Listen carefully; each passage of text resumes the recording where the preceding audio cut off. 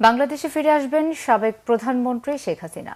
অংশ নেবেন নির্বাচনে, বলেছেন তার ছেলে সজীব ওয়াজেদ জয়। শেখ হাসিনা ভারতে পালিয়ে যাওয়ার 3 দিনের মাথায় নিজের দেয়া আগের বক্তব্য থেকে সরে এসে এমন দাবি করলেন তার ছেলে সজীব ওয়াজেদ জয়। এদিকে শেখ হাসিনার বিষয়ে ফোন আলাপ করেছেন যুক্তরাজ্য ও ভারতের পররাষ্ট্রমন্ত্রী। বিস্তারিত মেহরাব হোসেন খানের ডেস্ক রিপোর্টে। ছাত্র জনতার বিক্ষোভের মুখে গত 5 আগস্ট ভারতে পালিয়ে যান শেখ হাসিনা।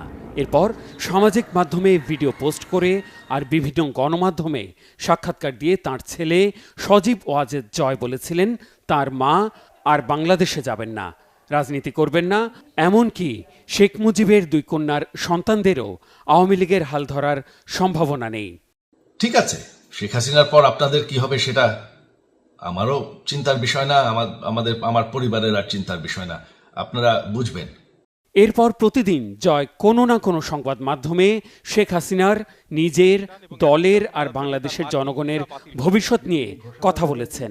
ধীরে ধীরে পাল্টেছে তার বক্তব্য, নমনীয় হয়েছে দেশবাসীর প্রতি বিরূপ মনোভাবের, সরেছেন রাজনীতি নিয়ে কট্টর অবস্থান থেকে।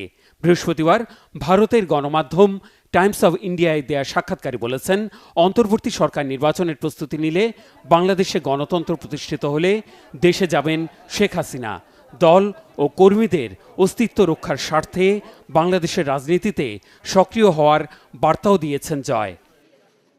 জো বাইডেন বিদায় নিলে, ডোনাল্ড ট্রাম্প সরকারে আসলে বাংলাদেশ নিয়ে যুক্তরাষ্ট্রের নীতি পাল্টাবে। যুক্তরাষ্ট্রের ওয়াশিংটন ডিসির বাসভবন থেকে দেয়া সাক্ষাৎকারে এমনটাই দাবি করেছেন জয়। বলেন, অন্য কোনো দেশে আশ্রয়ের কোনো পরিকল্পনা নেই শেখ হাসিনার। এদিকে আশ্রয়ের আবেদনের জেরে যুক্তরাজ্যের পররাষ্ট্রমন্ত্রী ডেভিড ল্যামি ফোন আলাপ করেছেন ভারতের পররাষ্ট্রমন্ত্রী এস জয়শঙ্করের সাথে। এটি নিজের সামাজিক মাধ্যমে জানিয়েছেন ভারতের পররাষ্ট্রমন্ত্রী। ভারতের পররাষ্ট্র মন্ত্রণালয়ের বৃহস্পতিবারের ব্রিফিংয়েও উঠে আসে এই বিষয়টি। শেখ হাসিনার পরিকল্পনা কি সে বিষয়ে আমাদের কাছে কোনো খবর নেই। তিনি কি করবেন তাকে ঠিক করতে হবে। তার পরিকল্পনার বিষয়ে আমার মন্তব্য করা ঠিক হবে না। ওই সংবাদ সম্মেলনে জানানো হয়, শেখ হাসিনা এবং বাংলাদেশের উন্নয়নের বিষয়ে আলোচনা হয়েছে। এর বাইরে শেখ হাসিনাকে নিয়ে 2 পররাষ্ট্রমন্ত্রীর ফোনালাপের বিষয়ে বিস্তারিত কিছু জানানো হয়নি। Mehrab Hossain Khan, Bangla vision news desk.